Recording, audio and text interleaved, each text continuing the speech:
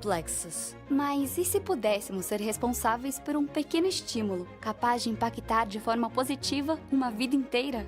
E se criássemos oportunidades de minimizar vulnerabilidades e de alguma forma mudássemos uma trajetória? Acreditamos que sim, isso é possível. E por isso, desde 2003, apoiamos projetos inspiradores, com o objetivo de incentivar o protagonismo social. Acreditamos que podemos gerar um impacto hoje, para que versões cada vez mais felizes dessas histórias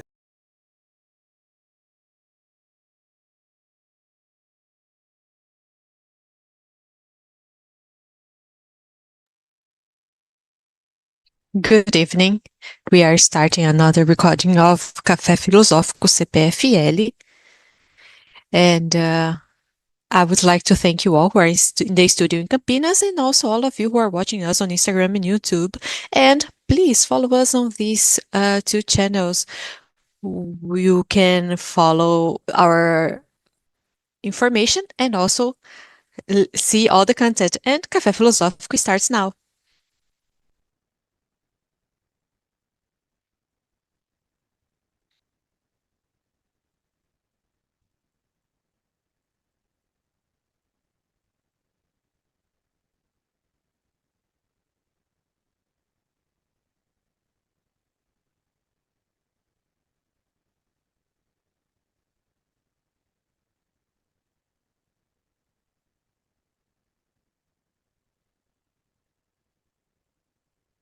And our guest tonight is Evandro Menezes de Carvalho, Doctor in International Law by USP, Professor of the FGV in Rio, and Associated Professor at Federal Fluminense, Professor at Wutong in the University of Language and Culture in Beijing, and has a postdoc in the School of the Government of University. He got the Award of Friendship for the Central China Government in 2023.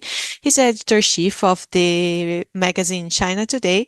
He is he's a researcher at the BRICS, studies of the BRICS at University Fundam, and he is the founder of World Association of China Studies and the Brazilian Network of Studies about China. So let's welcome him with a round of applause.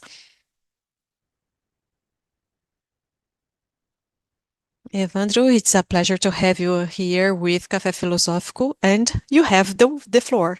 Thank you. It's a satisfaction to be able to participate on Café Filosófico. We all know it, and the reputation that this initiative has, and so many important people have been through here in the Brazilian culture, in the Brazilian scenario. So it's a pleasure for me to be here to talk about something that has a level of complexity, but at the same time is very endearing and prepared for this gathering. I would like to bring for this gathering a perspective on this subject, that is the Chinese modernization as the expression of an eco-civilizational governance. So two expressions we can ask about meaning.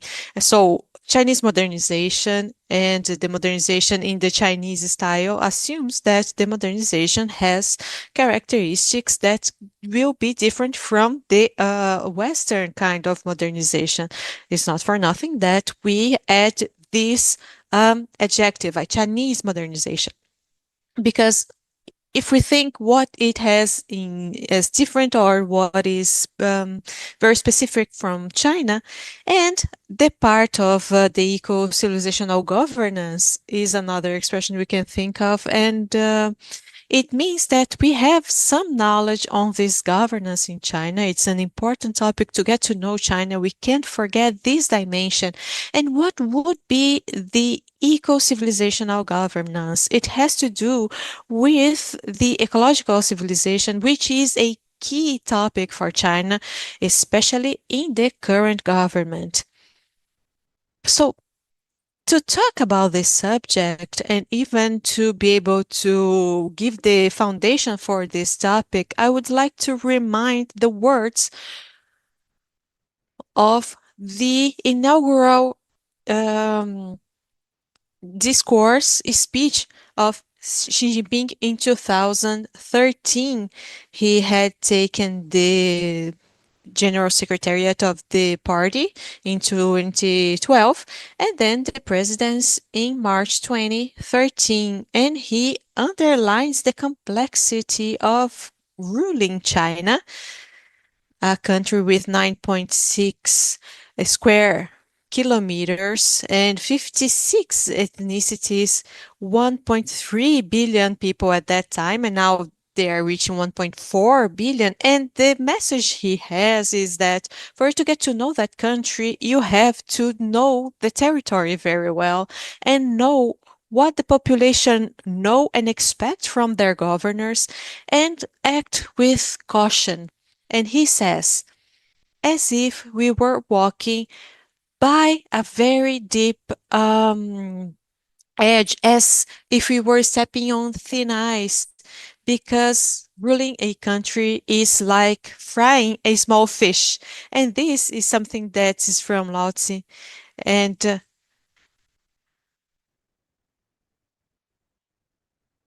so that's the idea of ruling a big country as cooking very delicately, frying a small fish. And what does it mean? Frying a small fish requires the constant supervision. At the same time, a minimum intervention, which is very interesting to understand from the Chinese wisdom, something very well known for Chinese, to understand the challenge of ruling a gigantic country like that. And the Chinese president in the 19th Congress of the Communist Party in China in 2017, he affirms that China is getting to the center of the stage. And it was a declaration that in the Western media created some polemic, as if it were a position making or saying that they are taking that position, but not really. I understood that as a realization. So he realizes we are getting to the central stage, and it requires more responsibility from the Chinese. So the idea of understanding Chinese governance and how it has to do with its modernization becomes very important, because China now has a huge impact in the world. And that has also been declared as the Council of State, the executive of the Chinese state, on a document published in 2021 called China and the World in the New Era. And this expression of the socialism for the new era, for this new age, marks the presidency. And in this document, the state government says that China has a huge impact in the world, and the countries are observing with attention what how the size of this impact. And the document continues from the States Council saying, what path did the China take? Where is China heading to? What are the goals that China has today? What will be the relationship that the development China has with the world? So these are the questions made by the Chinese government, questions that the whole world is asking too. What path did it take? Where it's heading at? How it will be like? What is this relationship be like? Because the internal policies in China will have an impact in the world. So when we talk about subjective and how this Chinese modernization happens, we can assume that it coincides with the grand revitalization of the nation. So it has been declared by the Chinese president as the Chinese dream. It's revitalization of the Chinese nation, and saying that also called as the rejuvenation, the rebirth of the nation. So we can think of that and consider what it means, thinking of China in the 17th, 18th century, coming from the last dynasty where the Chinese economy, considering the global GDP, was 30%, and it's still an important economy in the 19th century. But when the foreigner invasions start, and with them in the beginning of the Opium Wars, up to the foundation of the Popular Republic of China, the Chinese economy from in 78 is less than 5% of the world economy. So it's an amazing fall. And now it's almost 20. So it's as if it's regaining a path that, due to its size, its characteristics, it should not have left behind. And so this dream of the revitalization of the Chinese nation influences the modernization in the Chinese style. And for us to be able to understand how the modernization is planned, organized, and executed, we have to understand a little more about Chinese governance. And when I talk about governance here, it's an intentional choice because it covers not only the understanding of how the political system works in China with all of its complexity, and we are not going to get into details on that, but also the organization of this Chinese society, because we're not just talking about government, we are talking about parties, we are talking about this Chinese society and the characteristics that make it, in a way, participate on this process of pursuing its revitalization. And to understand a little bit of how this society is organized, I would like to bring a saying of a Chinese sociologist that in the beginning of the 20th century, when China entered the Republican era, it was not the dynasty China, but still wasn't the Popular Republic of China yet. It was in this evolution trying to understand its path. It knew what it didn't want, but didn't have it very clear, the path towards the future. And Fei Xiaotong, in this interpretation of the Chinese society, he studied abroad, and he does a very important, he makes an important point for us to think some aspects of the Chinese society, this saying by Fei Xiaotong. The characteristics of the Chinese society is explained by Fei Xiaotong. It's like the circles that appear on the surface of a lake when a rock is thrown into it. Everyone stands at the center of the circles produced by his or her own social influence. Everyone's circles are interrelated. They are touching different circles in different times and places. It's interesting to think of this phrase because it brings up the relationships. It's a network society, and it brings to me the idea of the ideal Confucianist society, considered the downtown society, where you have the collectivity in the center of that. So in the Confucianist thinking, the ideal society is the one with the great harmony, where collectivity and social relations has a central role.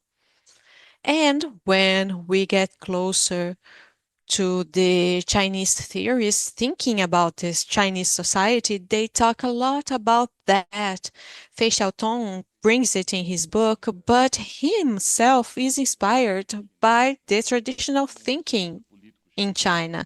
There is a political scientist, a more constructivist one, that used their relationality to think of international relationships from the Chinese point of view, considering the relationality point with the Confucianist idea and the concept of rationality, which is more of the Western that comes from this communist inheritance.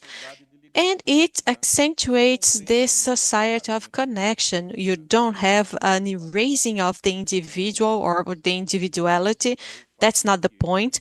But it's the fact that that individual and their project of happiness happens in the context of social relation, where you have as the goal the collectivity. So the individuality doesn't stand as the denial of the whole.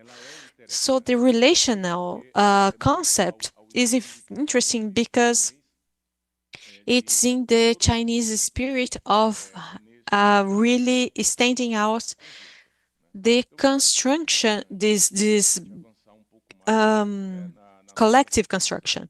It is important for us to advance in the reflection. So let's go back to the question that the State Council did on what's the path that China is going to take. This is interesting because the Chinese President Xi Jinping is going to say in 2014, Belgium is going to say that the past has the key to the present, and the present is rooted in the past.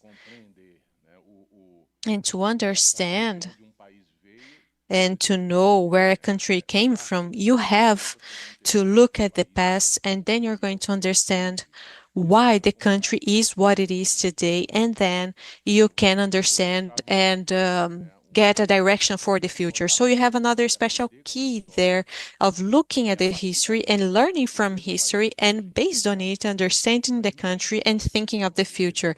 But even this reflection he made is anchored in that traditional thinking, an old thinking from Lao Tzu, and I would like us to take a look at that. So he highlights the importance of knowledge on the origin of things and the things in itself in the present time.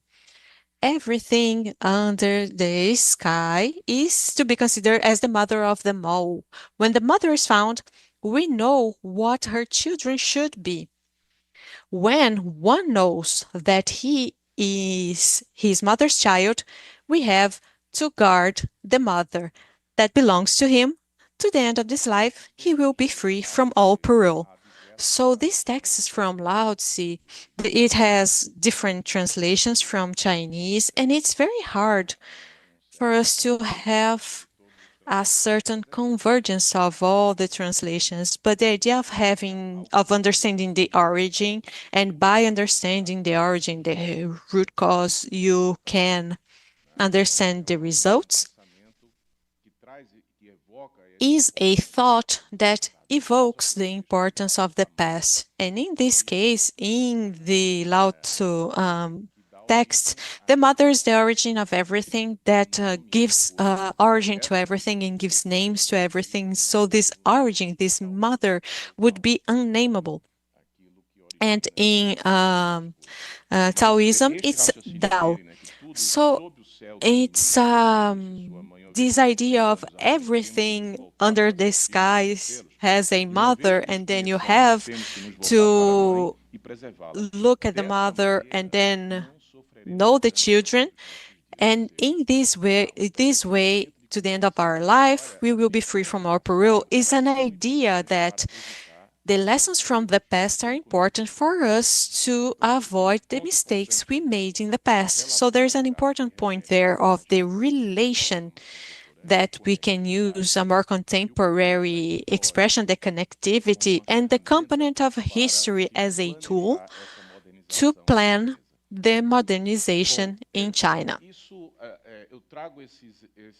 Well, I bring this reflection with all of these elements of the traditional Chinese thinking because it's going to be present in Chinese governance up to this day. We can't think of China from the last the last years only, the last decades, because there is an important component in the Chinese modernization, because it's inserted in this idea of the governance led by the party in China. And to understand how it's presented, I understand there is a central concept that has been redefined, an ancient concept from the Chinese tradition, redeveloped in the 20th century by the Republican movements that ended the last dynasty. And it is about a saying with 4 characters. And recently I traveled to Guangzhou and I visited the memory of Sun Yat-sen, and he is considered one of the founders of the Republic, and Sun Tuanshan. And in this memory, there were 4 characters, and I took some pictures. I'm going to show it here, and one with myself there, because it was a matter of showing the author of the picture. But anyway, when we travel, we are very at ease. But the most important part is what is in that sign at the back, these 4 letters there, that we could translate in different ways. And one would be, if we evoke the idea of the world belongs to everyone and everything that is under the sky belongs to the people. So this is an expression evoked by this Republican idea, and I think it has the key to understand the Chinese governance in the Republican aspect of the government, of the structure of the state. This was the commitment in the origin of the political party that come up in that context. In the beginning with the Nationalist Party and then the Republican Party of China, founded by the Communist Party in 1949, but with a different characteristic, a public republic, because there was a perception that the republic, the previous one, would be focused on different, because they turned their backs to the people in the rural area. It was more centered with the commerce, with the harbors, the relationship with the foreign countries because of this commerce, and would be neglected to the peasants, to the farmers. So it renewed this commitment. And we know that in a first moment of the history of the Communist Party as a government leading the state, there was a big concern of ensuring the unity of the country because of the fact that there was a century of humiliation and trespassing even before they founded the Republic of China, that somehow there was an initial part of China participation in the Second World War. So the concern of the party back then, in that era of Mao Zedong, was to rebuild the country, keep this unit and the international recognition of China. But things are going to change a lot with Deng Xiaoping from 1978, when he's the core of the party, and he has this renewal and opening of the party. This is an important point, because there's a huge concern of Deng Xiaoping at this moment to attracting foreign investments to China, to open the country for these investments, to promote development, but he finds a country without any structure. The Cultural Revolution was from 66 to 76. It's the year of Mao Zedong died in 1976. And Deng Xiaoping, he got back to the party in 1978, but during the Cultural Revolution, the universities were closed, the legal institutions too. So some factories were closed, so the country for 10 years, it was just on hold, was just there waiting for something to develop. And now there was an urgency for this. And in this urgency of attracting investments, the idea was, let's grow and let's correct the pace during this path. So a country, imagine, the legal system was not well established. So with the universities closed for 10 years, we didn't have people with a degree in engineering, in medicine, in the law. So just few institutions were working back then. So they had to count on the human resources that they had available to grow. And inside this process, there was also no regulation that would be mature for the country. So it was a country that didn't have rules regarding the labor laws as they have now. They didn't have a system of verifying the environment. So we have low environmental protection levels. So all of this did that the companies, the industries that were there in China, they would use cheap workforce. So the country paid the price for this. So they polluted a lot, the country. So they have cancer issues. I always say this, that the index of the development of China in 78, in the beginning of the 80s, they were close of the index of the economic development of the northeast of Brazil at that time. So it's going to count on itself with its own resources, but they didn't have a legal framework for this. They didn't have, the institutions were going to build. So they paid a high price for this. So Deng Xiaoping, he launched the 4 modernizations, the one for the industry, for the agricultural sector, science and technology, and the army. So he emphasizes, and this is quite interesting, to science and technology. So the opinion of the experts of the science can prevail in the opinion of the power.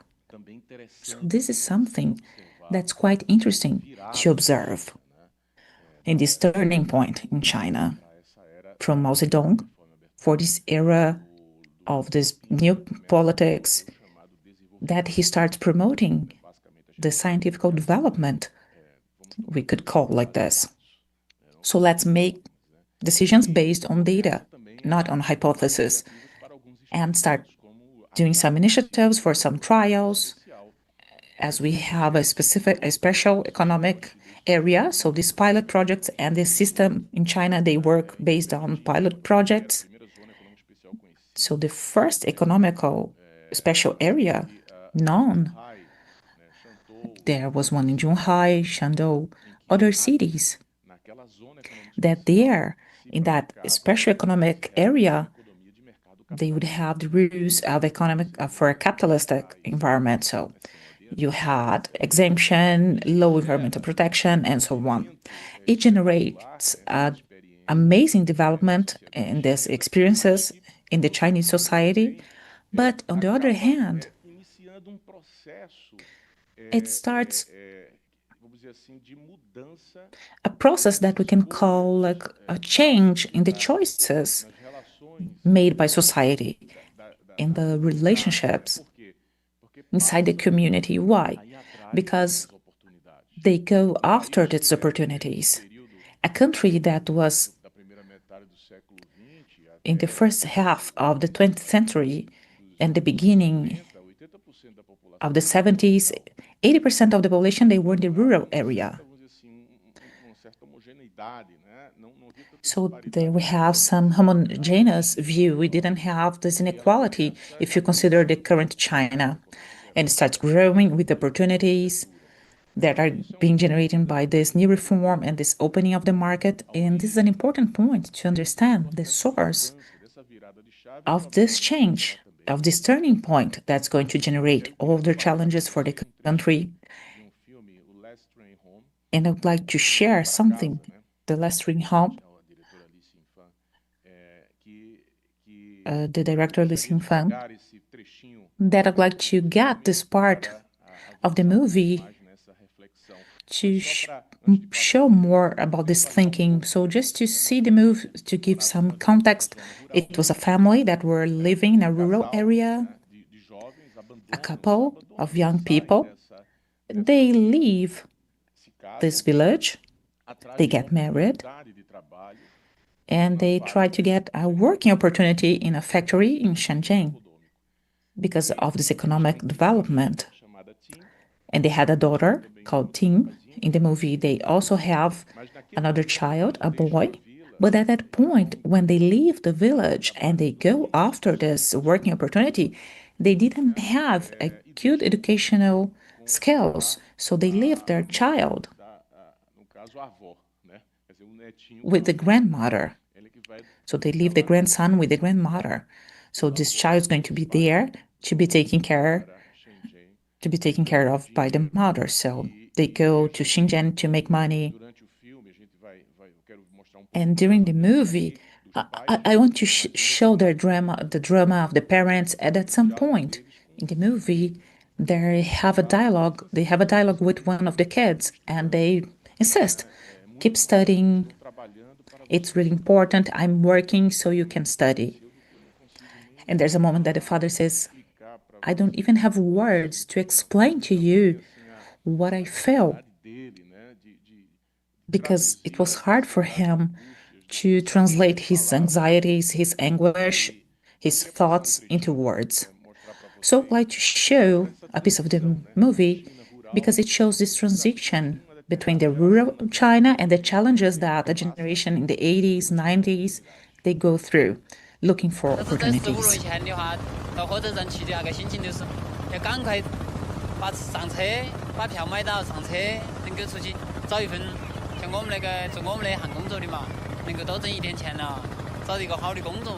90年的时候，还是经济还是有点紧张噻。第一次出去那时候啊，我硬是说，那时候因为我的孩子1岁了，我是掉着眼泪出去的。那硬是也是不想走，那是没得法的情况下也就走了，还是。最后一次报是，还也是在我妈妈下面，还是在她外婆屋头，还是我嫂子他们叫我。哎呀，他说还是把我的女儿叫丽欣噻。 还是把小李琴带大点才出去嘛。哎呀，我也没有答应，我也没有说要得，也没有说要不得，我还是就跟着他爸爸一起走了。意思就是嘛哈，身不由己，生活所迫嘛那种嘛。 See how interesting that family unit in a society that was built in a rural area. It goes through an important transformation with this development. A couple, they leave that area to have a new life in an industry. It was a cloth manufacturing company. So what was the dynamic of that rural area? They tried to have this economical dream. There's an interesting point of the movie that the grandmother, I think that she was doing laundry, something like this, and she was saying, when we were kids, maybe one person of the family would go to study and would leave that rural area of that small village. But she said, but we were young people.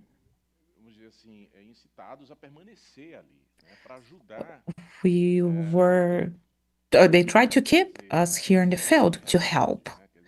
So it was a different reality. So if you have kids, they would have kids to help them in the field. And now China, they have this economic development and they put education as an important engine for development. So this couple here, they got this transaction that they didn't have an educational background for this China that was appearing, but they were a workforce. So it changes the dynamic of the field. And China becomes this urban China that's modern, that 65% of its population, they live in big cities. It's a huge difference, and the Chinese government is concerned about this, so that they don't have an excessive migration, and to promote this revitalization of the rural area in a connection again, the word connectivity of the urban with the rural. So you have this element of change,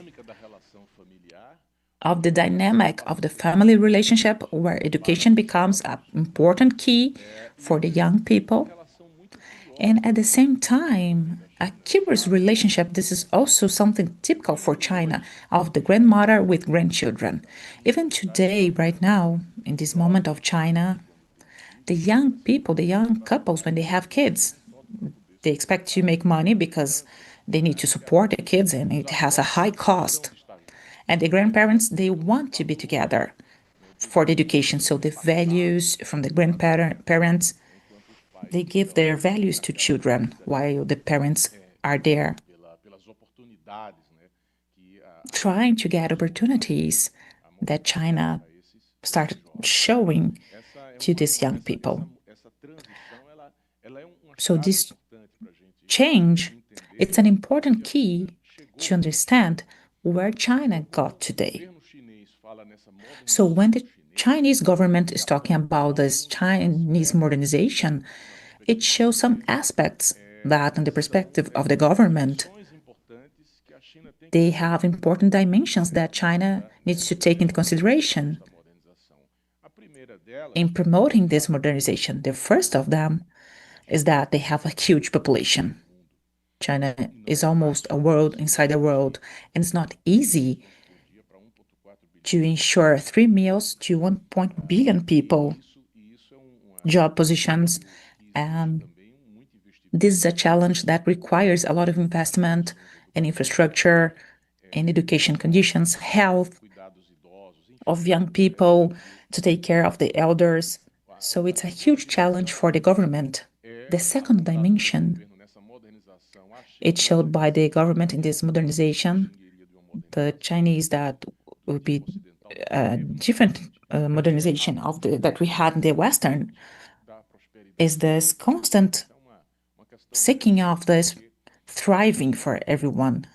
Because China, the communist China, it removes 800 million people of extreme poverty throughout its history. It ended this extreme poverty. They celebrate this in 2021 when they celebrated 100 years of the Communist Party. And this is an important thing that was done. Because this is not just in China's history, but the UN Secretary will say that there's something for humanity, and that had an impact in the world to fight poverty, economic impact. So they have people in an average income that is to double to 800 million people. That would be the medium class in China. So it's a universe of people that want to consume good products, they want to travel, to get to know the world, to have a good education, to have good conditions in life.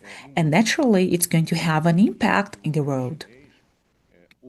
And the Chinese government today questions this model of modernity that we have next in the Western world, that we have a lot of inequality and exclusion. So this idea of that people are thriving, so below sky, it belongs to the people, different from the dynasty eras that everything belonged to the emperor.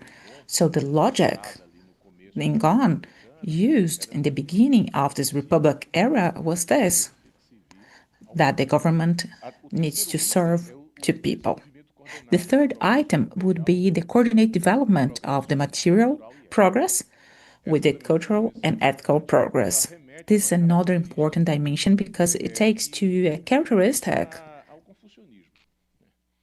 that's related to Confucius, because this Confucianism, it believed in a certain idea of a noble human being with high morality, cultivation, and that would be accessible for everyone. So this Chinese modernization, it not only to promote the material well-being of population, it's not just about improving the material conditions of the people, but also the cultural level. Now, ethical demand that's really high. So it's an important point of the strategy of development of China. That's the governance based on the law, or they have the rights in the state. So the Chinese president, he says, we need to develop the state of right and the virtual one. And when put side by side, the state of right and this virtuous one, it's the message that people need to believe that breaking the rules,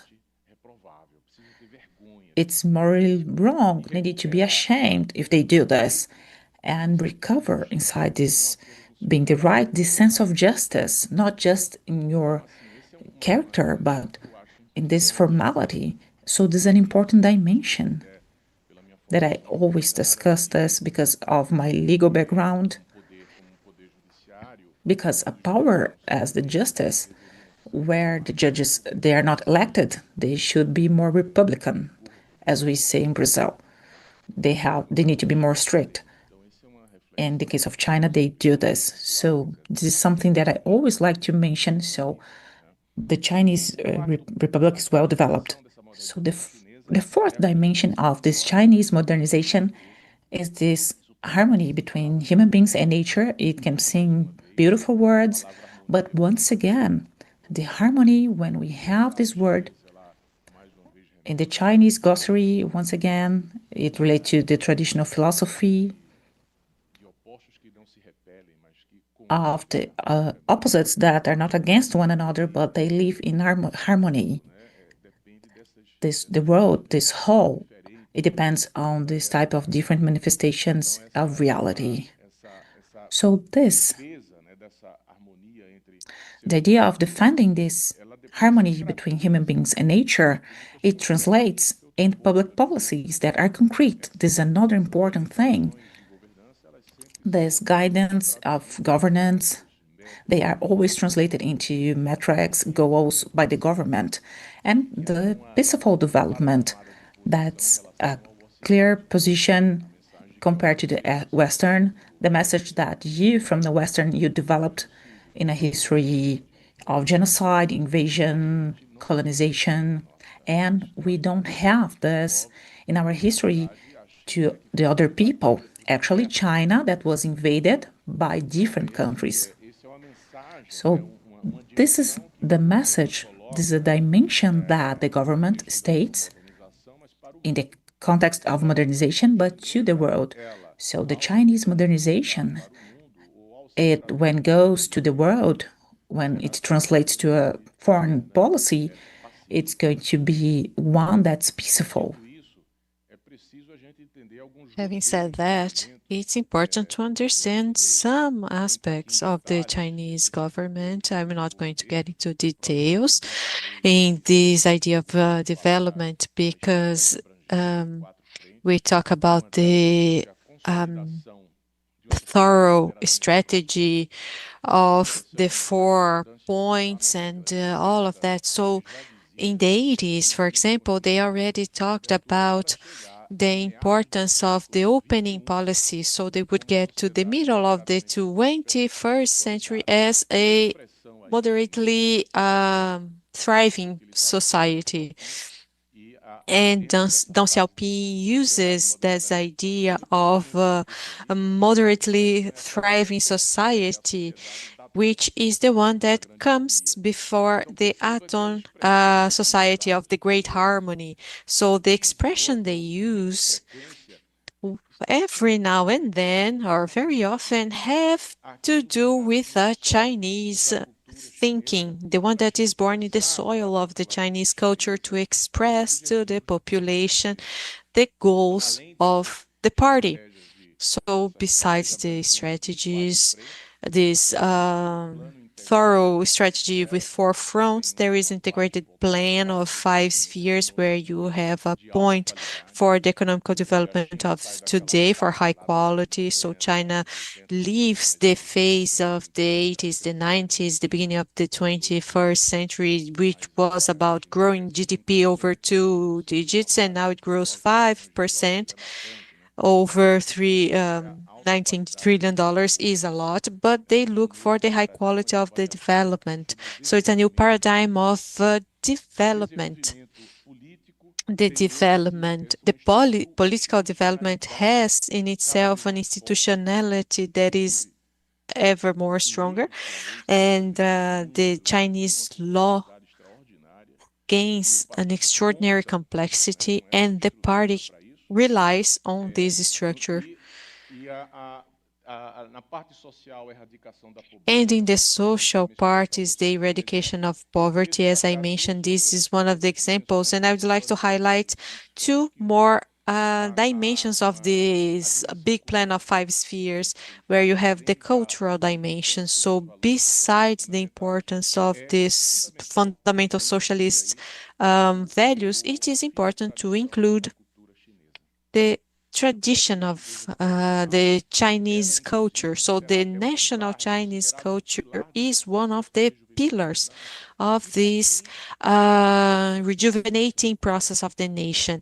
And then the ecological society, and this is a fact that is very significant in the political discourse in China of the current government, but also in the practice of the country. Because when you have this discussion of the ecological society, many changes were implemented. So in 2018, in the constitution reform of the Popular Republic of China, this part was added, and they created 2 new ministries of the human resource and of ecology and environment in 2018 too. And they developed some guiding principles to build that ecological civilization in China. Today, China is leader in eolic and solar energy. We can clearly see the changes that took place in the country. I remember when I lived in Shanghai in 2013 to 15, I had some winters in Beijing in January with a high level of pollution, so gray days. And in that first mandate, the Chinese government declares war to pollution. This is the expression, as we had in Brazil in the first Lula government, the war against hunger. So what happens is that a few years later, I spent 1 month in Beijing in January, winter, when pollution is more accentuated by the use of coal in the north of the country, which is very broadly used.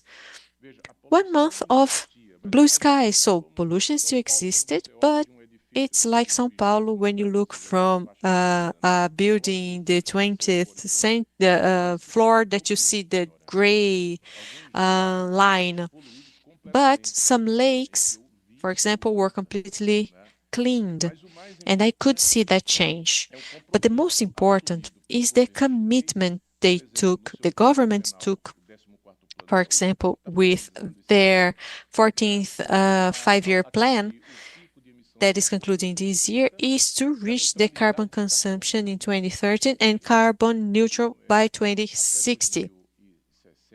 So up to 2060, they want to have 80% of the production of energy from renewable sources. So it is a public commitment taken by the nation, and it's inserted in the external policy, and it's important for us to think about it. For example, in the Sichuan route in China, because they talk about the Silk Route, or the Green Silk Route, so it would be a mechanism to fund infrastructure projects that would be sustainable in different countries that are part of the initiative, international cooperation in preserving the environment and mitigating global changes, and so on and so forth. And another point that I find very important to highlight is the concept of Bela China. That is part of the Chinese governance. So the cities have to be pleasant for the citizens to live and to inhabit. So the pretty China idea is that. So this is one of the guidelines that is new, and it's very exciting if you consider that the economical development in China impacts the world, and when we realize that China's governance involves the Chinese government and the whole society in a very specific Chinese dynamic, but it's also repercutes in actions outside the country, that is important for us too. So Brazil, because of the relevance it has in the environmental aspect and the close relationship it has with China, we as a commercial partner, participating together at BRICS, in the Development Bank, and so China can be a key partner to build what China calls an ecological global society. So when we talk about the Chinese modernization back then in Deng Xiaoping, it was towards inside, to generate employment, to take people from poverty. That had a huge impact in the working conditions, in the life, and in the pollution of the country. And now it's the other way around, and China takes this agenda very openly as a main character. And this is a factor I consider very exciting for humanity. So I believe because of the time we have, this is the topic that now we have to pay attention, talk more to China. When we talk about the experiences of this Chinese ecological civilization, it's concentrated in the big cities because it's where most of the people live and where more energy is spent. So when you talk about in Shenzhen, the first city in the world where 100% of the bus fleet is clean. So they start having experiences with pilot projects that happened in Deng Xiaoping special zones in the perspective of experiment and modernization, and now more and more in the center of the process, the development, ecological development.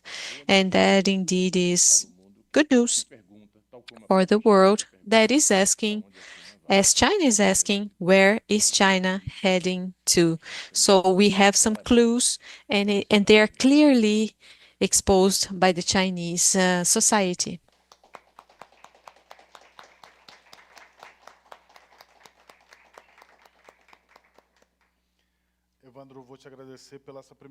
Evandro, thank you for the first part of Café Filosófico with your explanation. Now we are going to open for the debate where people can ask you questions. So we are here in Campinas and we are working like that. If you want to ask something in the microphone, just raise your hand and someone from the production will take the microphone for you, or you can write your question on a piece of paper. So we already have some questions coming from YouTube, and the first one we have to do with the final conversation, the final point you mentioned.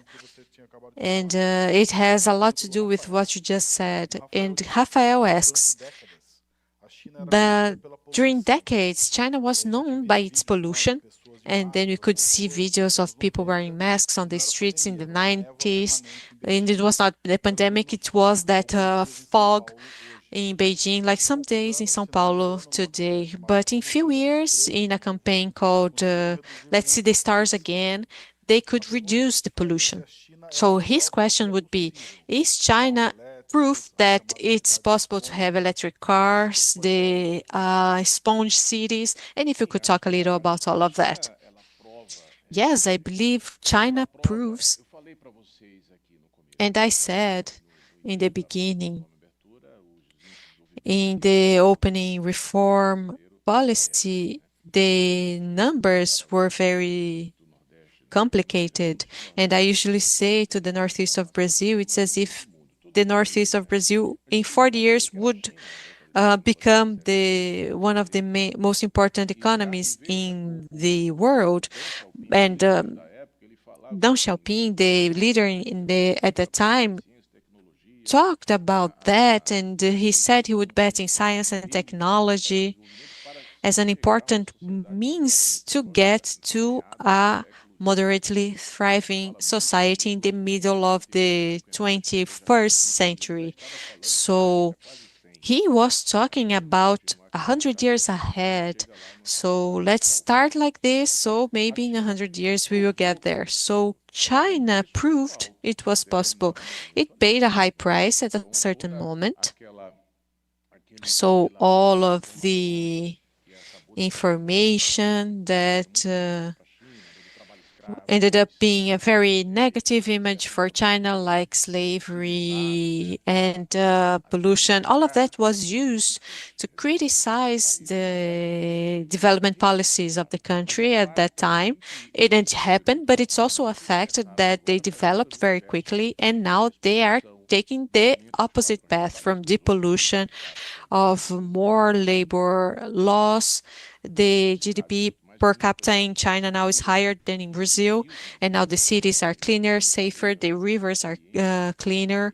I had this experience. I went there and I could see it.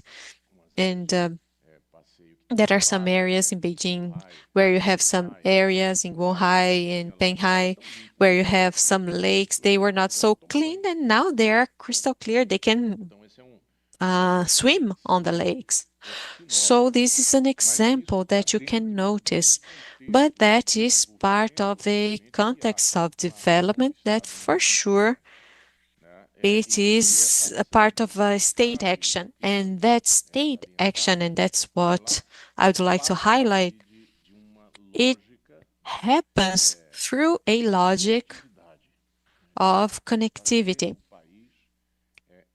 of making the country, of promoting the development in a broad way and bringing to the most of these big cities the same condition.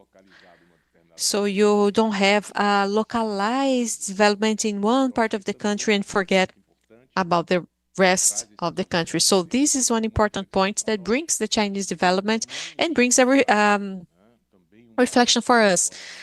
The size of our state in a big territory as we have, a population compared to China is smaller, but compared to the world is very big. Today, we are the 7th or the 6th largest population in the world, in a country with over 200 countries. So we have our complexities, but as China, they could find a way of developing focused on this ecological civilization in an important parameter for dialogue. And China has proved that, and it saw in that an economical possibility, an economical way out, being leaders in electric cars, in clean electricity. And it seems that developed countries are noticing that they are lagging behind on that. So they can't keep up with the evolution that China has led in these sectors that are extremely important for the topic of more sustainable development. Now we have a question on the microphone from the audience. Please stand up and say your name. So good evening, I'm Clovis Cordeiro, and you mentioned at the end of your talk the new Silk Route, and I would like you to tell us the importance of Brazil with this new context. You also mentioned that China is a world leader in solar energy, and it also produces 80% of the equipment for solar electricity production in the world. So what is the intersection between the new Chinese society and the desire of the Brazilian society? And if the desire is just commercial, economical, or if it goes beyond? It is a broad question, but very important one. So starting from the end, so the desires, there is a common desire of economical development and improving the conditions, the socio-economical conditions of everyone. The main lesson that China shows us is, first, that it's important to count on your own people. This is the lesson they give the world. So they relied on their own people to develop with the resources they had, and they used the resources they had. And they have invested a lot in research and development. This is another important component. I selected a saying from Deng Xiaoping that he said we have to elevate the state of the professors, the teachers, because they have to have respect of the students and the whole community. So this is the perception of the value of education and science for this process of development. But these are societies that have different organizational shapes. Our system, a political system, has its characteristics, positive and negative points, and the Chinese society too. But the most important too, the form, the structure of the society is different. So as I said in the beginning, the Chinese president mentioned that it's a challenge to rule a country with 1.4 billion people and over 50 ethnicities. So from the official discourse of China, besides all that, you have the majority of Han ethnicity, and it brings us back to the concept of state. When we think of the Chinese, Guotia Casa is the nation state, much closer to a family state, while our society is more diverse. We have the brand of the slavery, and the reflexes are still present on the way the Brazilian elite relates to the poorer classes, to the Black population. So this is a serious problem. So these are very different dimensions. And more than that, it doesn't mean that there are some points of convergence that are important. China, it took them a while in the beginning of the 20th century studying the Western world. And it's important to mention one thing. At the end of the 19th century, it was a matter in the end of the dynasty because they had a group there. There was an official there that usually said he defended the Chinese knowledge as the base and the studies of the West as for use. This is the end of the 19th century. The older groups on the Western, Yu Hongjian, he's going to suggest a new change of the country. What's he's going to say? Official supervision and mercantile management. What's China later? Talking about supervision, the history of a society that was inspired on the Chinese socialism. And with Deng Xiaoping, it has the other side of economy of the market, a socialist one with official supervision. So they were discussing ways of trying to revitalize as a nation, as a whole, as a unit.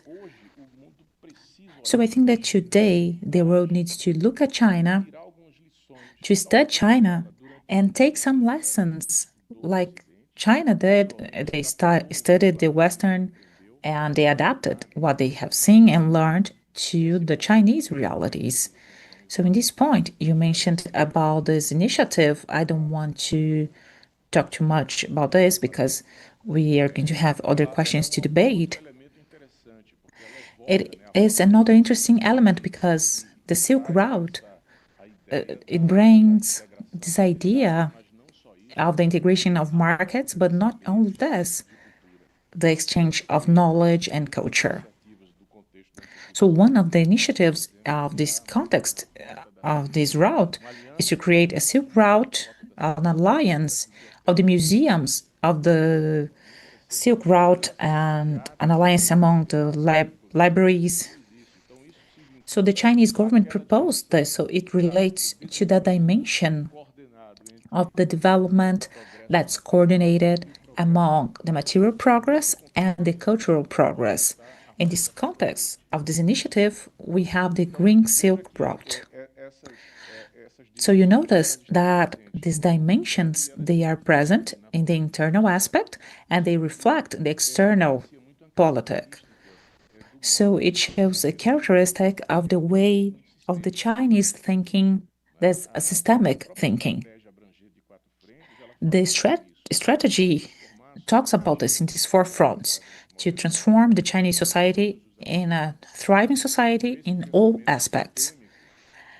So the systemic thinking that's related to the Chinese medicine, the root cause of the pain is not necessarily where you're feeling the pain, but in another area of your body, in your organism. So it's a holistic view of reality. It's not just in the internal governance, but it expands in its international presence.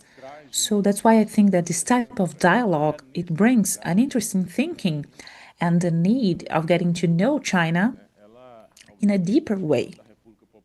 Obviously, we're talking about the Popular Republic of China, a country that Brazil has diplomacy since 1974. But the Chinese society, it has their history and their thinking and their experience that goes way back then. So the Chinese presence is we need to look at the past, that we have the key for the present. So this is another lesson for us. We cannot forget about the past. We need to look at the past, as Lau used to say, so we don't suffer damage. So another question from the audience. Hi, professors. First of all, thank you for your lecture, to be here with us, sharing your knowledge, all the studies you lived there in China. So we have talked here about how important the tradition is, the wisdom, the history, and how this connects the past to the future. And it's something that we didn't mention here, and I would like to understand a little bit more. What's the relationship of China today with religion? This is a good point, because when we look at the past in China, we see that the China dynasties, since the Ming, they had problems back then with the Catholic Church, because they would see an intention to take to China and have a view of world with other interests that was beyond the religious aspect, that didn't have a connection to the Chinese view. And it's curious to mention this, because in a lot of time, some emperors, they didn't have a relationship with the Vatican, because some religious people that worked hard in learning Chinese and understanding the Chinese culture, they were liked by the emperor. So the summer palace that was destroyed by the French and the British in the context of the Second War of Opium, the architecture of the place, it was created by priests. So we had a lot of different structure with different inspiration, with European view, Chinese view. Maybe it was something really beautiful. So now we don't have this, we have just the ruins of this, and they keep them to remember what the Western did. It's like a revenge. Even Victor Hugo, he writes a letter and he asks about this. Who are the barbarians? The ones that destroyed the summer palace out of the blue, just to provoke, just to get the Chinese emperor upset. So I'm just saying this to remind that the problem with religion, it goes back to the history of the past. And sometimes people, they have that view that, oh, this is a thing for the Communist Party of China. No, it's an old issue now the number of Christian people, they increased, the Muslim increased, not in an aspect that the Chinese people are worried about this. It's a small proportion. So in fact, you are going to find some churches in Shanghai, Beijing. I live there. I have seen this. They have mass there without any other problems related to those people. I even had a teacher that his dream was to come to Brazil to evangelize people. So that's funny. So what happens? It's quite curious, and it's an important question because we see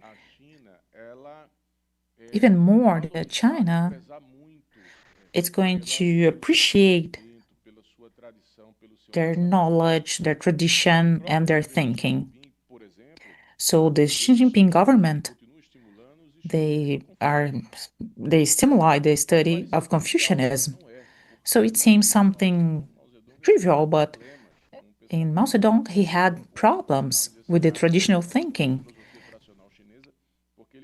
The traditional Chinese philosophy, he would consider this philosophy as the one that was causing a peaceful society. But what was the logic of Confucianism?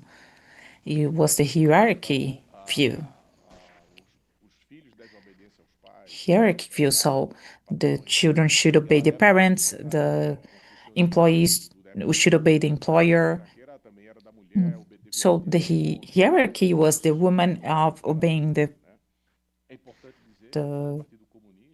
husband. So it's important to mention that Mao Zedong, he has a classic saying, half of the heaven belongs to the women. So we are in an equal position. So they're attacking this classic Confucianism. So this process of revolution, you as a student, you say if your professor is against this. So they were attacking this Confucianism. If your uncle is like this, if your father is against this, you can report them.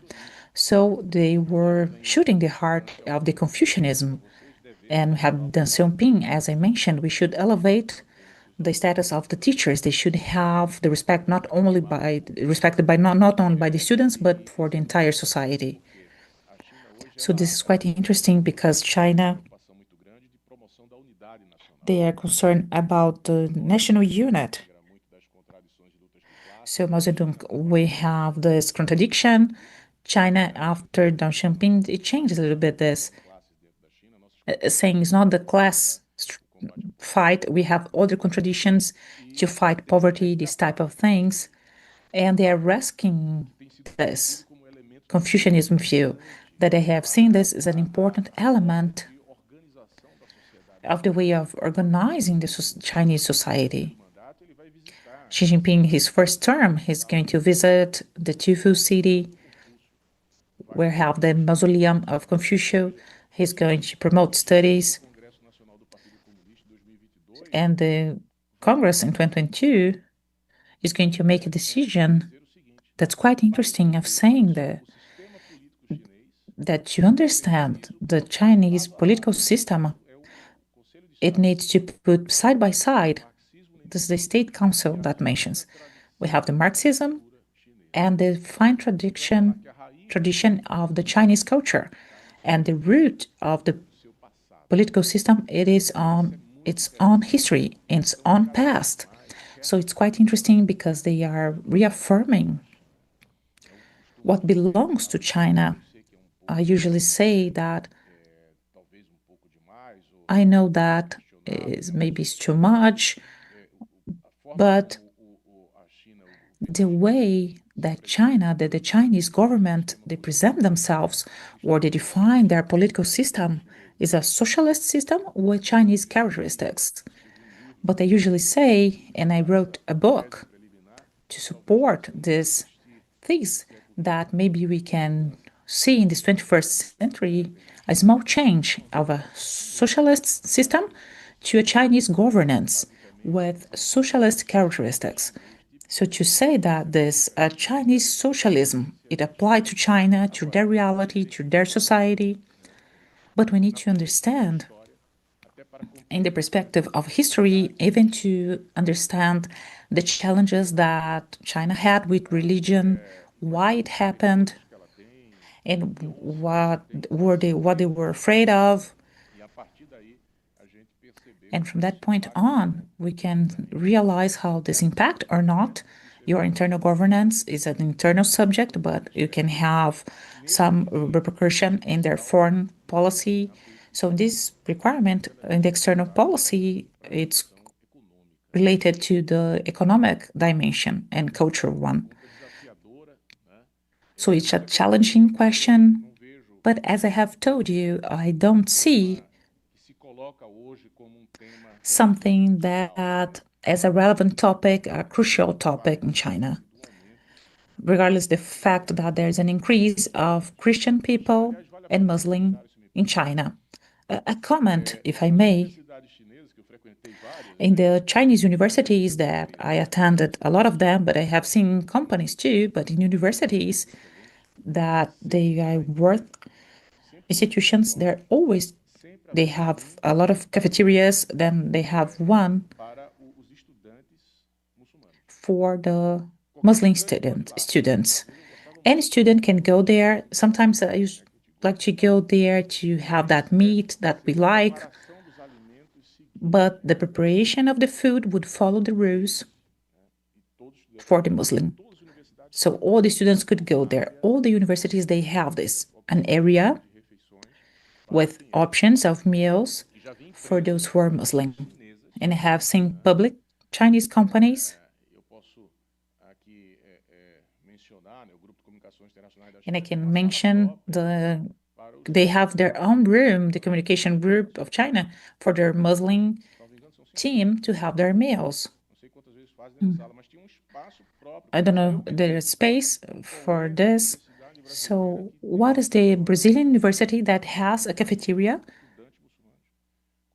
for Muslim students? What are the companies that eventually can have a space for them so they can pray? So China, they have amazing views that are interesting, that we need to look at them with better eyes. So if you allow me to say, it's a more friendly country for the people from different countries. You can see its politics of visa exemption. So with a lot of countries being included, with scholarship for students. So we see that's a rich university considering other countries. We have another question from the audience. Good evening. I'm Cássia Garcia. Congratulations for your lecture. It explained a lot. We learned a lot this evening. My question is more about thinking about the reference that China became, especially in the last 2 decades, for us, for the Western world. So we have been following this modernization process that, as you mentioned, is a holistic one, but it goes in different fronts. They appreciate the culture, the tradition, to distribute resources in a more humane way, and academic development, the scientific development. So all of this, when observed, that's quite interesting as a reference for us, because it shows that's possible to change paradigm, that we need to have a development that it's not going to exclude anyone, that's not hostile for the majority.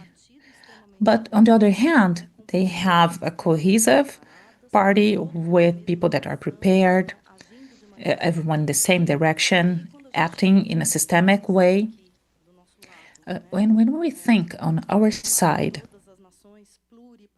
almost all nations with different parties, with governments, they change each 4 years, with different requests and questions. How can we adapt this Chinese reference to our reality?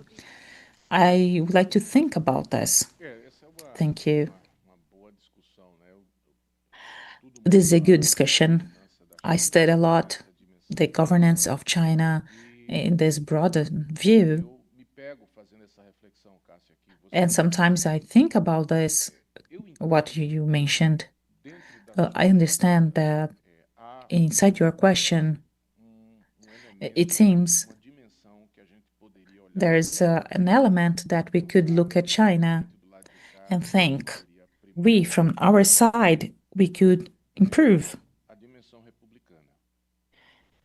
So is a Republican dimension. Because when we look at the history of China of the 20th century, all the movements that were trying to end the dynasty, movements of Republican inspiration, there they were talking about democracy. But it was a strong argument in this movement in 1919, in the party of young people that went to the street at that moment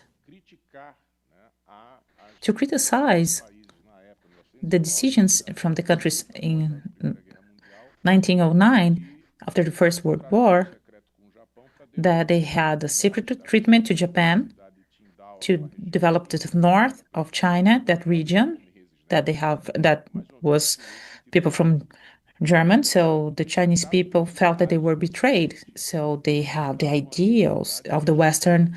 They were there rejecting, on the other hand, that type of relationship and to defend the democracy. And they were talking about science. But it's good to remember that democracy back then, even in Europe and other countries, women couldn't even vote. So the idea of democracy, even though it's different that we have in each country, the democracy that we have now, but it seems that it was more this idea of one government to the people. Because we had the dynasties, it was an age that all the structure of the state, it would exist to ensure the power of the emperor. That had a lot of power, but couldn't do everything because it had some limitation. They would have some limitation because of morality. So we have an age that's the Republican age. So this was the political desire back then to create parties that were forbidden in the dynasty time. So they have some secret societies. They would gather together for political articulation. So the Communist Party, it's a child of this time. So they found the Republic of China as to criticize that they see something more middle class. So they see this movement. So this first movement, the first political manifestation of the mass, of the people going to the streets to go against the Republic of China that was governed by the nationalists. So this Republic dimension, the Communist Party, they embraced us in a certain way when they get rid of the extreme poverty. So they give something to the Chinese community that no other authority or power in the history of China have done. So this is one thing. And the second thing, a perception that the bureaucracy, even though it's qualified, it doesn't brew things, it executes things. So this is an important point. And sometimes it seems that depending on where we look at here in Brazil, the bureaucracy wants to rule the country. In some topic, they don't vote because they don't agree, so, or they create some challenges, so we can have problems if someone do this in China. And once again, I think that this should be an important point for the powers of the state. I mentioned the legal aspect in Brazil. A judge is not elected by people, so with all the complaints that we might have of the legislation or the executive power, we have the possibility to change these people in the power each 4 years. The legal system is not the same, so we need to make sure that's an independent area, but it's a little bit hard to see in the increase of their salary, what they make. So there's a republic culture that's really low in Brazil.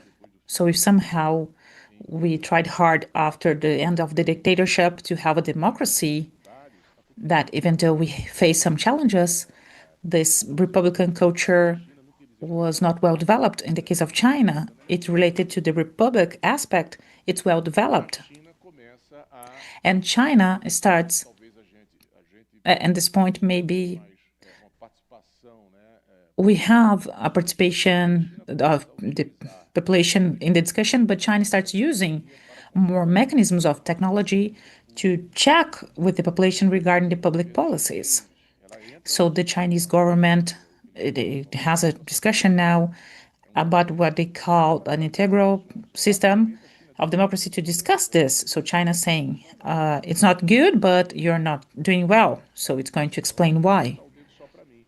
So don't show the point the finger just at me. So it explained this is not the point of the discussion, but there's an important thing that they are creating more ways of checking with the population about the public policies.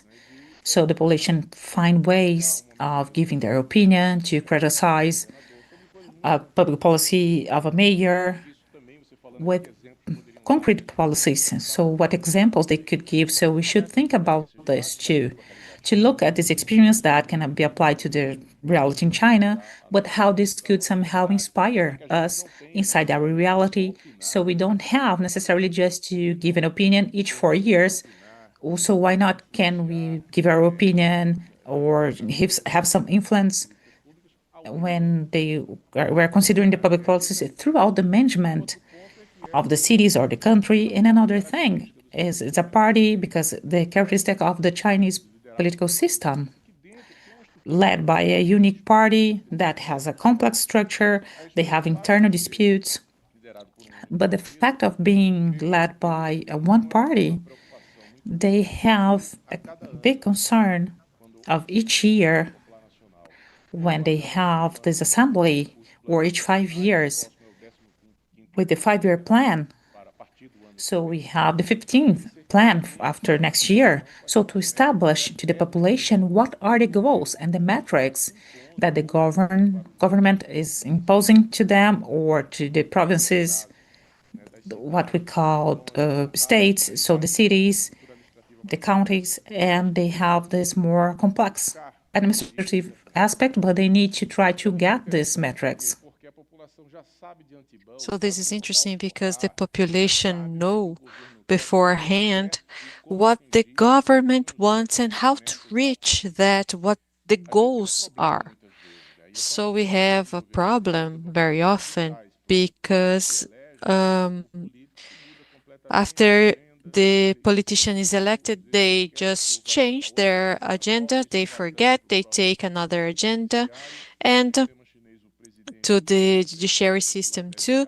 So in the Chinese system, they have to be accountable to the National Popular Assembly, and they have to say what they want to do for the next year. So it's curious because you have different dimensions of information for the population. And I always say that it's a system where the Communist Party wants to find problem in a way. So it is, if they are leading, they could just say, okay, just complain about it, and there's nothing you can do. But every year they want to go forward. So they ask the population and they find problem for themselves so they can solve them in a way. So that is just to reach the main goal, which is to consolidate the society that is moderately thriving and consider themselves a developed country when they are going to celebrating 29, the 100 years of the Republic. So we have a question in video, but some comments of Richard Esteves saying, Evandro, thank you for bringing these points for reflection. And Hassan Maui sends some the greetings to Professor Evandro. He's studying Chinese, so it's important. And now the questions from the guests, and we start with Xu Baofeng that talks about the relationship between the Chinese ancient culture and the Professor modern Evandro, development. thank you very much for your invitation. I know you have been to China many times, and you have experienced the development of modern China and have a clear idea about China modernization. What I do want to ask you is about the relationship between ancient Chinese culture and Chinese modern development. Thank you. This is a difficult question. Professor Subaofan is the director of our Center of Study of China in the Cultural University of Beijing. And he's very attentive to this discussion on how the Chinese traditional culture fits the modernization. So this question allows me to develop a little more what I said in the beginning about the connection, because this is a typical characteristic of the Chinese society. It's a society of connection, of binding. And what is said is that is in the chess table, they are worried not about the parts, but the movement of the piece. So instead of looking between the 2 points, they look at the line that connects the 2 points. So it's a society of relation. So it goes back to that idea of the ideal society. So that's very curious when we think about and we say about, oh, China is communist, but the Great Harmony has a root in the soul of the Chinese tradition for a very long time. And the same thing when you talk about, and pay attention to it, that the practice is the criterion of the truth. You have to look for truth in the facts. Marxists say that, but this has the root in the Confucianism. A saying that is base of the Chinese thinking, that you have to look for the truth in the facts. So this is not something that was created by the communists. So the idea of collectivity is very important, and I brought facial tone for our discussion because we noticed that people with their different circles, like the figure, the image of the stone that's thrown in a lake and creates the circles, the closest ones where of the stone are those that are more evident, and they lose their strength for the the further relationship. You don't have that much impact. So the closest circles are the most important. They're defined by the social rules that people take on. And I'm saying that because more than taking on a position because of the economical power it has that defines the individual by the economical power, it's not that. What will define them is the role they take on the relational context. So today they are the boss, tomorrow they are the employee, the father, the son, the daughter, the student, or the teacher, and it's expected that people will meet their roles. So the relation, the society that values that, in a way inspires the policy of connectivity in the country. An important part of the Chinese development is in the development of the railroads. 62,000 kilometers of roads, 42 kilometers. Sorry, I think it's even more than that. Let me see if I have 62,000 and almost 50,000 kilometers of the bullet train, integrating the country and spreading development and allowing for the families to meet. So the traveling is easier in a way. It develops the rural areas. This is an important point for preserving it, the revitalizing the rural areas. So it's another way of correcting the trajectory. We saw in the video the distortion caused by the development. So now they talk about the urban-rural connection. The idea of connectivity is very important. And when we think of Brazil with our federative structure, it creates difficulties for that. We have to think of how to overcome those problems. So if we're going to build a railroad, it passes by a different state, so it's a different federation, different states. So how you think of that in a national scale. So the systemic planning is typically Chinese. There is a saying from the traditional thinking which basically says the sky and the human is the same. The nature and the human is the same thing. So that goes to the ecological society and civilization. So this is an ancient thinking. And why is it meaningful? It's because they don't ignore the past. The Chinese government brings the knowledge that is typical from China, that is born in the Chinese ground. And to go back to Cassia's question about the lessons we can take from that, this is another one. Maybe it's time for Brazil to take more seriously or rescue everything that is the repertoire of knowledge of the originary people. And I usually say that the more I study China, the more I'd like to have another life. And Brazil has so many people studying the originary people, luckily. So here there are ways of thinking of the society that is completely different from the one we have now in Brazil, where you have more of an influence of the local values and the individuality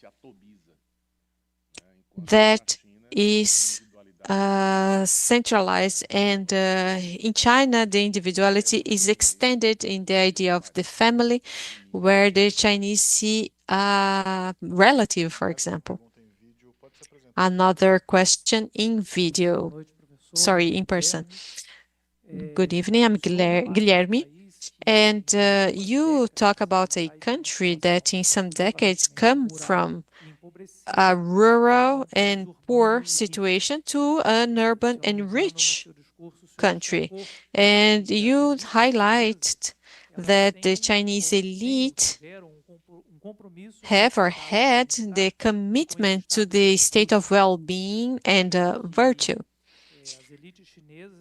So the Chinese elite participated in the promotion, the social promotion, not only material, but cultural. And connecting it to Brazil, my question would be, which lessons are our elites making a mistake? So how is our elite making a mistake in the commitment to the material thriving, as well as the cultural thrive, to expand thrive for everyone, the prosperity for everyone, and the virtuous cultural elevation for everyone? What can we learn from the Chinese elite? Guilherme, this is a great question. And of course, we are all here going to have a reply or an idea, a point of view about that. Sometimes I ask something to provoke my students. And of course, it just illustrates a dimension that is worth reflecting on. I say, how many of you here, of course, students in an elite kind of institution, how many of you have visited Disney? And many raise their hands. How many of you here have been to the Amazon? And almost no one. So I say, well, this is the size of our problem. Of course, there may be many arguments. It's expensive. It's cheaper to go to, I don't know where to go to the Amazon. What am I going to do there? Or there are many mosquitoes. There's nothing to do there. There are arguments. But there is a matter there. It's not about promoting tourism to the Amazon, but the Brazilian elite don't know Brazil. So it's a serious problem. And it's not just the Brazil now, but it's history and wanting to do from this country a country for the people. I think this is an important point. Wanting to build a nation where all can have prosperity, all can benefit. We are one of the richest countries in the world. We are a rich country. Our problem is different, because if you are among the 10 largest economies in the world, come on. If you say we don't know, we can't develop, can you imagine the other 180 other countries behind us? So we should stop. So, but we also have the most inequality.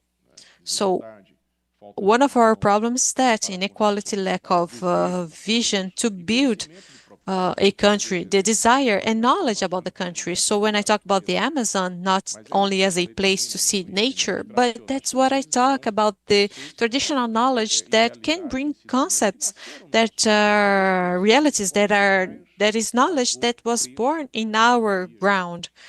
So the minorities paid the price for the fact that they would never accept to adequate to a socio-economical situation that would harm their point of view. Of course, it's difficult today, but if we go back to the Chinese lessons, they have 55 ethnicities, and a law about the ethnic minorities say that in the autonomous regions where there is a great amount of this minority, they are considered an autonomous region. It can be a province, a state like for us, or a city, called autonomous because it has a large quantity of these, one of these 55 ethnicities, one of these minorities.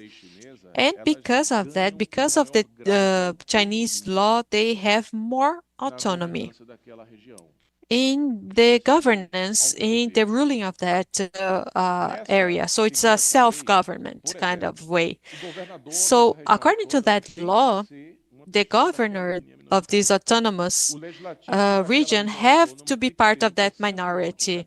The legislative need a percentage of chairs for people of these minorities. So the mayor must participate, must be part of this minority, a percentage of the legislative should be a part of it too. So it's as if we had a legislation in Brazil determining that those regions in the country where you have more people that are part of the originary people, the legislative would have a percentage of their participations, or the mayor would need to belong to that people. That's interesting. And more, according to the Chinese law, if they go to the judiciary, they can use their own language. The state is going to ensure the translation. So imagine to ensure to the originary people that if they want to be a part of the state, they can use their own language. And the Brazilian state has to work to translate everything for that Brazilian who is there. So that's Republic. It's very interesting to see this idea, this kind of inclusion to build a national project of development of a country. Of course, there are the contradictions, the problems. The Chinese government is looking for, in this idea of prosperity, to discuss a fee for the super rich, and they are complaining that the super salaries in the financial market can't be that high, and in fact, it helped. So there is inequality, of course, because of the economic development process that is going on since the 90s and the beginning of this century. So now the government is looking to adjust it minimally, knowing that the idea is not to transform everything into poor, but quite the contrary, to increase the middle class. So when they look at the super rich, they want to create conditions for living the amounts they have now for 400,000 to 800,000 people in the middle class. So a country like that, they can't grow anymore. It's like an engine walking by itself. It's a development process that walks alone and has an impact in the world. So your question is very pertinent, but I believe it's for our country, we have all these difficulties, the desire of integration, not creating walls and finding difficulties and creating barriers.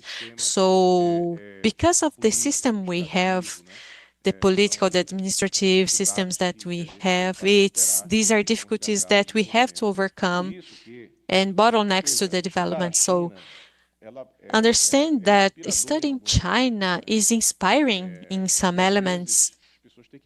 And sometimes people have to understand, and I have dedicated over 10 years studying China. That's all I do. And sometimes, and of course, when you study China, you go deeper and you always have a but, however, although to add to about the Chinese reality, and you always say, oh, it's not like that. And sometimes people will say, okay, so you defend China, there is a pro-China discourse, so it's very difficult to discuss China in 140 characters. It's very complex. And studying China, I always say that it's not going to transform anyone in Chinese or communist or anything. It's the same thing as thinking that if you study Tom Jobim, you're going to become a great composer. You have to study them to understand a great partner as we have. So every compared study, when we face our reality, we understand we have to work with it. But this is the wealth of this kind of cultural experience. China is dedicated to study the world. It's still doing that. So naturally, inside its context, it's going to adapt as we do here, or as we used to say, to homage the week of modern art, as Gilberto Freire said, we needed to do the same. So there are some structural similarities, great territory, great population, and all of these places some challenges. And in this Chinese example, the Chinese experience can give us some new paths for reflection. So, Evandro, we have another video from Maria Francesca Staiano that she asks you about the relationship of the environmental protection and AI. Dear Let's see the Evandro, video. how are you? We share a lot of studies on China, especially on the internalization of international law into the domestic system. So my question for you is about two extraordinary modernization in China. From one side, the environmental protection. From the other side, we know China is pioneered in the AI system. So do you think these two souls can coexist in the new high quality modernization in China, generating a new global governance on this point? Thank you for your answer. It's nice to see Francesca's question. She's a director of Research Center about China in Argentina. So she studies the international law, the Chinese law, and brings this fundamental question that basically it's a question that's hard to answer, but The thinking to answer this is to understand that the priority of the Chinese government that was showed in the 5-year plan that's going to end this year, and that probably is going to be a dimension that's quite strong of the next 5-year plan, is the green transition and innovation. The Chinese government is betting a lot in this. So the reform of the Constitution of 2018 to have the ecological civilization as an important aspect of the development of the nation, and then have reforms in the ministries to prepare the country for this. And this green transition, it goes side by side to innovation and to stimulate new technology. There's an important point that the business people in China, not only the Chinese state, they invest a lot in research and development, especially the ones in big companies that are competing internationally. In April of 2025, I was visiting some Chinese companies as BYD, MyRay, so they have in a wall the number of patents that they have. So there is a strong investment of them, as probably there are companies as State Grid investing a lot in research and development. So they have an investment of the private sector in this. So the public sector also invests a lot in this. It's important to highlight 6% of the GDP of China, they depend on the private companies. 40% public companies, a strategy that will direct the development of the country. 80% of the job positions are in the private companies. So the private sector is an important sector in the process of innovation and seeking new technologies, and related to the public sector in China too. So this green transition in getting to an eco-civilization with this strategy of the government that showed to the Chinese people, and it has international dimension as the Green Silk brought. It goes side by side with the private initiative. It can generate a lot of opportunities. And of course, when we think about AI, artificial intelligence, it can be used in different ways as supporting the smart monitoring, tracking carbon, to be used in sustainable agriculture, and Chinese invest a lot. Brazil needs to pay attention to it. And we're still in the beginning, let's say like this, in this age of AI. So China has and field big data, 5G, 6G, and they have research for 10G. So it shows how much they are moving forward in the innovation sector. That naturally is going to be something that will favor them in the Chinese investments and the policy, in this concept of green development, not only the public policies, but in the private initiatives that follow this guideline of the government of ecological civilization. So today, China is a country that somehow dictates some trends. And it seems that there's a trend that we cannot reverse, that China can lead the way to the world in this direction. So we need to pay attention and obviously get the most of it, of this relationship with China, also in this area of technology and innovation, as Brazil also can provide important experiences in the green development area. So, Evandro, this is the moment that we look to what we have to get topics that's related to what we have today. And there's a lecture that we're going to show some parts so you can make comments.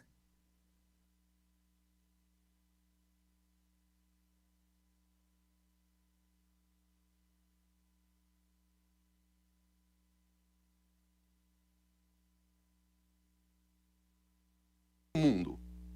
Só que neste outro mapa mundi, a laranja foi cortada a partir de um outro ponto. E o que está mais próximo do centro do mundo? A China. Ou seja, o Oceano Atlântico vai cair para um outro lado e o Oceano Pacífico fica mais centralizado.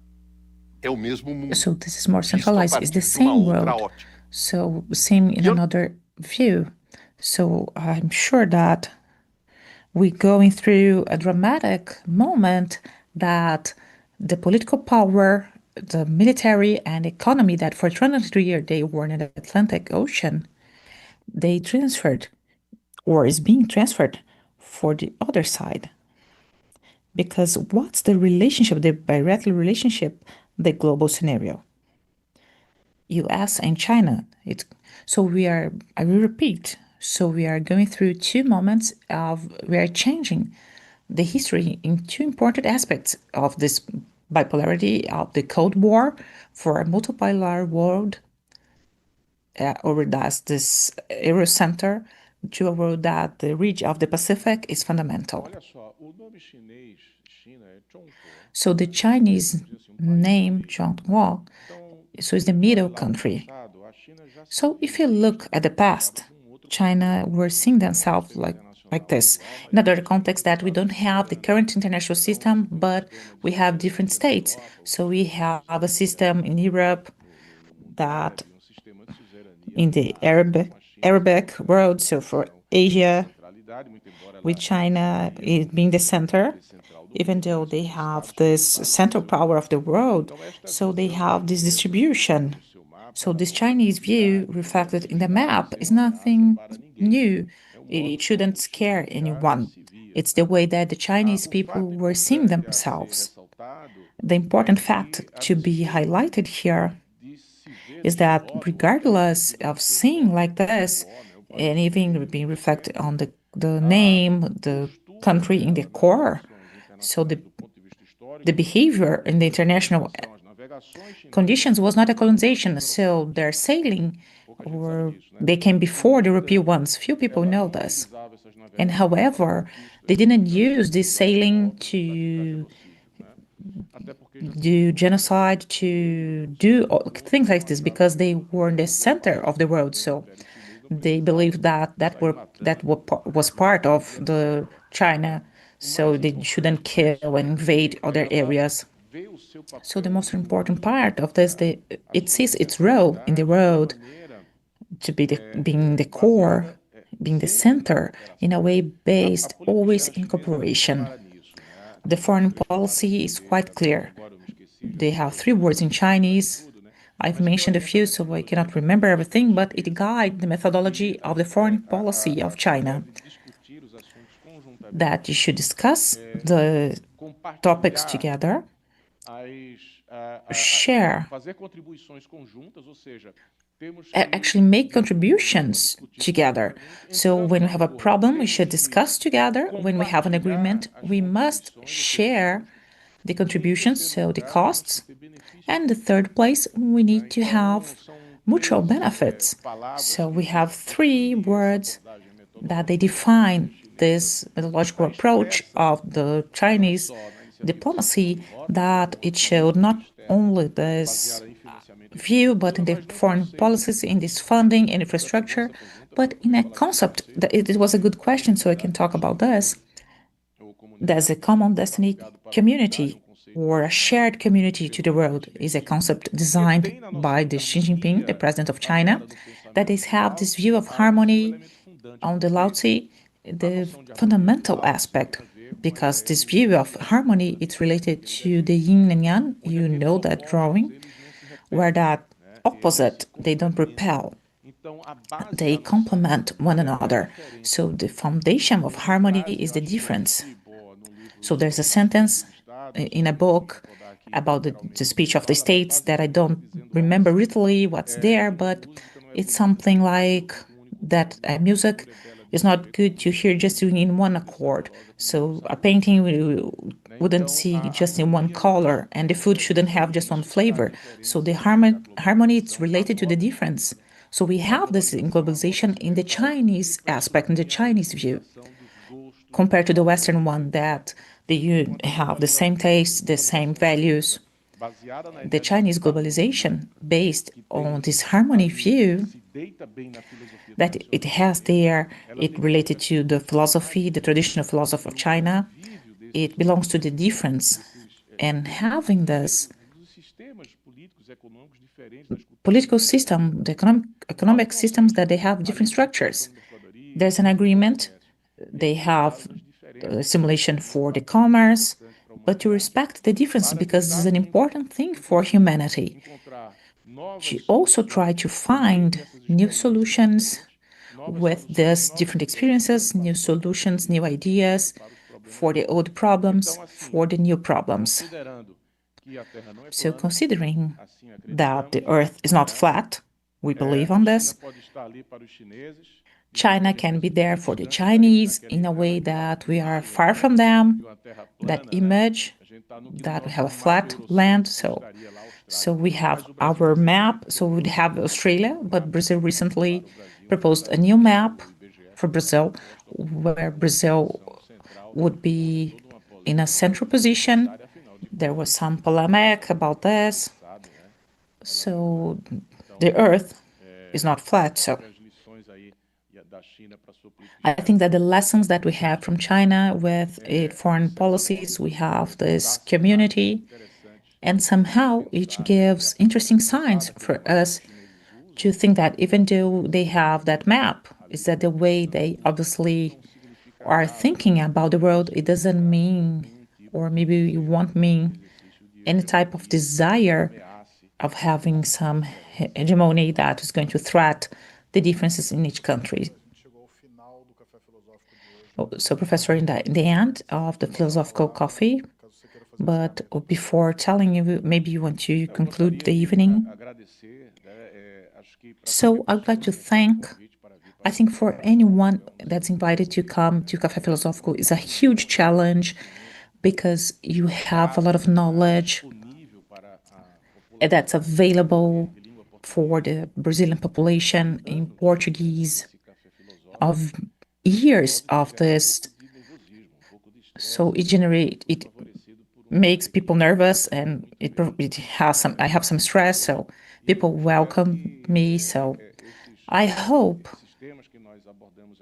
that these topics that we approach it here, they can bring some curiosity in people so they can look at China beyond the just commercial exchange, to look deeper into China, getting to not just in that surface of the earth, to mention the map, but go there in the core. So we need to have relationships with China, to get to know the culture, to try at the most to see the world with the view of China. We're never going to be a Chinese, we are Brazilian people, but it helps us to have some empathy, to have a productive dialogue.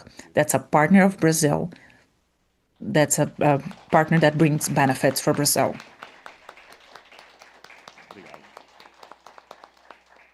Thank you.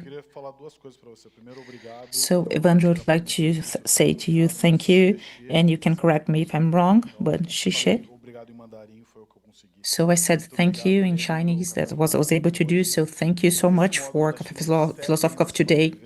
So we still have next week this module of China. We're going to have Claudia Trevisan, anyone, so we come back on Thursday, so see you next week. Thank you. So on Sunday, Taisi Chuan is a material aspect of the humanity. It's not just a link to the past, but also a collective view that goes beyond generations, and somehow it gives us some clues and shows the future to us. Taisi Chuan as a door for the Chinese culture. When you compare the classical text of Taisi with the text of philosophy, we have texts that they are similar. They show the same figures. It's to believe in this deep thing of what we have in our body and what we have in the universe. So, Café Filosófico, Sunday, 9 p.m.